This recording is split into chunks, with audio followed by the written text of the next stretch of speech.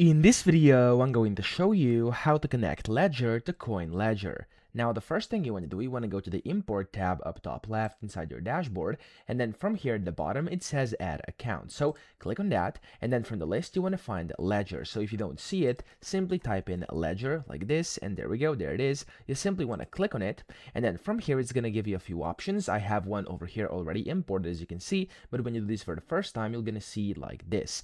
Now you have three options. You could upload your transaction history, you could do a manual input, or you could do an auto import. Now, usually the auto import is going to be recommended and the easiest and quickest way to do it. So just click on auto import, and it's going to ask you to select a blockchain. So for example, I just want to import some Solana transactions from my ledger. I'm going to type in Sol over here. There we go. I'm going to click on it, and here's where you can basically paste in your address, for example, like this. Let's say this is just my Solana address over here, and I simply have to press on sync transactions. Of course, I could add more here if I wanted to, but I only have one, so that's what I'm going to leave it at.